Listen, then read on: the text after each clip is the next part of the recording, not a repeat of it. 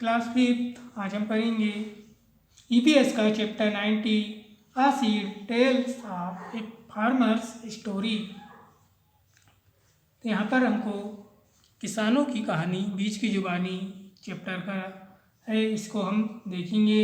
यहाँ पर एक बाजरे के जो बीज है उसकी यहाँ पे हमको स्टोरी दी हुई है, इसको हम रीड करते हैं। I am a small seed, I am a small bajra seed, मैं एक नन्हा बाजरा हूँ।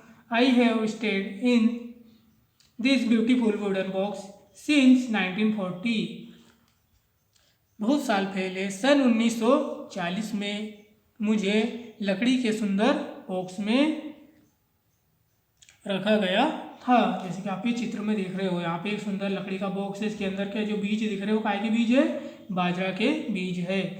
आई went to tell you my story, आज मैं तुम्हें अपनी कहानी सुनाना चाहता हूँ। This is a long story but not mine alone, it is also the story of my farmer Damaji bhai and his family.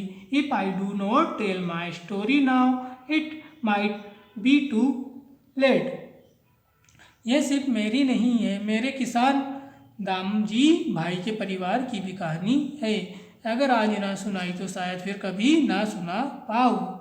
I was born in one गांव in Gujarat, मेरा जो जन्म हुआ था गुजरात के वान गांव में हुआ था। That year there was a good bajra mild crops, उस साल बाजरे की फसल बहुत अच्छी हुई थी। There was a festive mood in the village और our area was famous for its grain and vegetable, हमारा जो इलाका अनाज साग सब्जी के लिए बहुत मशहूर था। ईच ईयर दामाजी भाई keeped aside some seeds from a good crops. This way our bajra family went on from one generation to another. Good seeds were stored in dried gourd which was coated with mud. But that year Damaji Bhai himself made a strong wooden box to store us. He put in neem leaves to protect us from insect. He put different seed in different compartment of the box. That was our beautiful home. Damji भाई हर साल अच्छी फसल के लिए बीज अगले साल के लिए रखा करते थे। इसी तरह हम बीजों का वंश चलता था। सूखी लौकी को मिट्टी से लीप कर उसमें बीजों को रखा जाता था, मगर उस साल दामजी भाई ने हम बीजों को रखने के लिए छोटे छोटे खानों वाला मजबूत लकड़ी का क्या किया था, एक बॉक्स, सुंदर बॉक्स बनाया, अपने हाथों से बनाया। हमें कीड़ों से बचाने के लिए उसमें नीम की पत्तियां बिछाई, तब और बीजों के साथ में भी यहीं रहने लगा।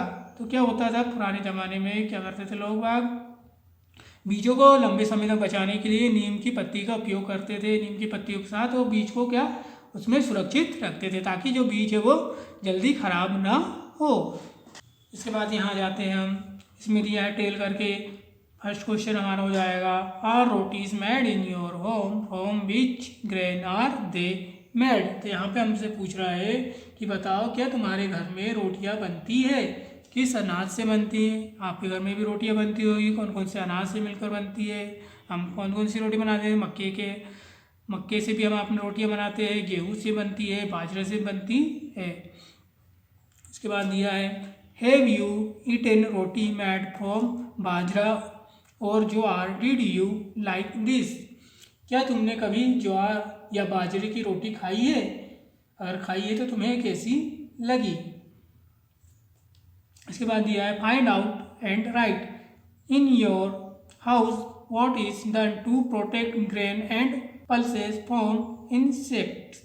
यहाँ पे हमको दिया है कि तुम्हारे घर में अनाज और दालों को कीड़ों से बचाने के लिए क्या क्या करते हैं।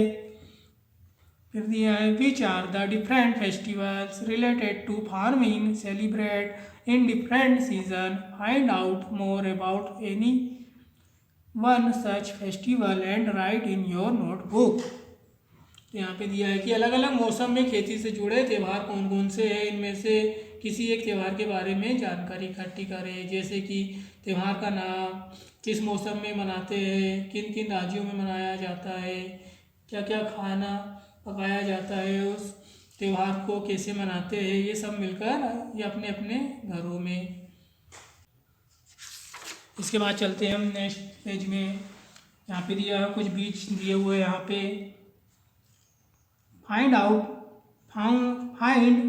About the crops.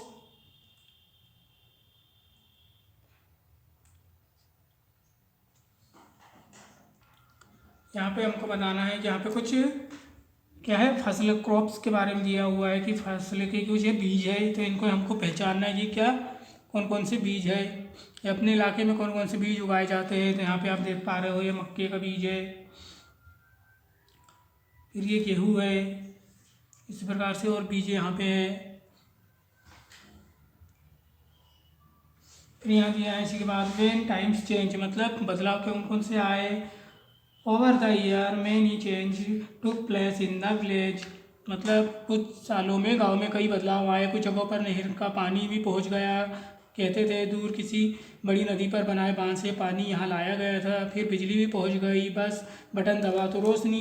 धीरे धीरे सभी लोग एक दो तरह जैसे गेहूँ और कपास की ही फसल उगाने लगे, जिन्हें बेचकर ज़्यादा फायदा हो। नामजी भाई के खेत में भी हम ज्वार बाजरे और साग सब्जी की तो छुट्टी हो ही गई। किसान बीजों को भी बाजार से खरीदने लगे। लोग कहते थे कि नए तरह के बीज है, अब किसानों को पुराने बीज रखने की ज़रूरत नहीं थी।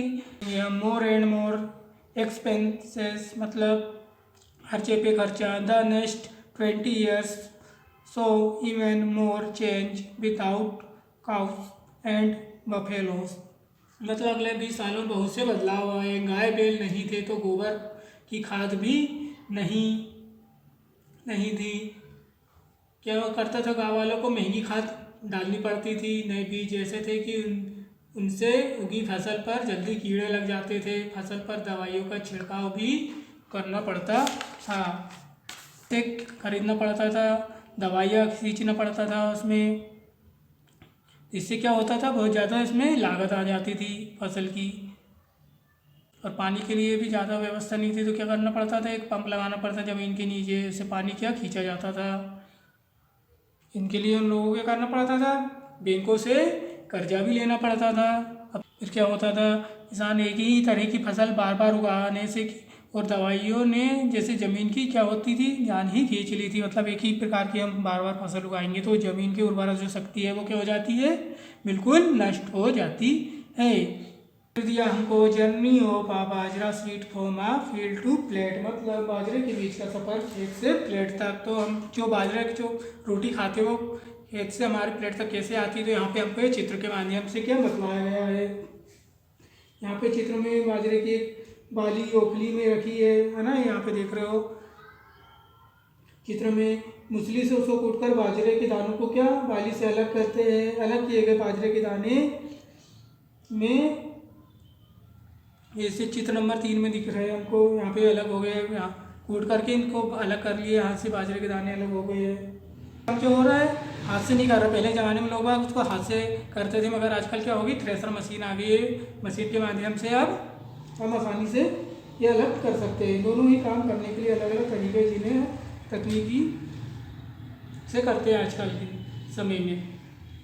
फिर क्या होता है, चक्की में इसको क्या बाजरे के जो बीज है उसको क्या करते हैं, पीसना पड़ता है। जैसे कि यहाँ पे चित्र 4 में दिया जाए, पहले हाथ से ही पीसना पड़ता था चक्की में, मगर अब तो समय के साथ आटा चक्की आ गई है, तो उसको उसे बदल सकते हैं अपन, पीस सकते हैं आसानी से। फिर क्या होता है, छन्नी का इस्तेमाल किया जाता था उसको थोड़ा छानने के लिए। फिर उसके बाद क्या, फिर आटा मतलब अच्छे से तैयार हो जाता था तो उसको छानना पड़ी, छन्नी से छान के बाद अच्छे से उसको कर लेते थे। फिर उसको गूँथना पड़ता था, ऐसे गूँथ लिए, फिर उसको रोटियां बनाते थे हाथों से बगैर चौकी बेलना के। फिर तावा में उसको अच्छी तरीके से उसकी पकाया जाता था। उसके बाद हमारी रोटी क्या होती थी, तैयार होती थी। रोटियां तैयार होती थी। अब हम देखेंगे इसके क्वेश्चन एंड आंसर।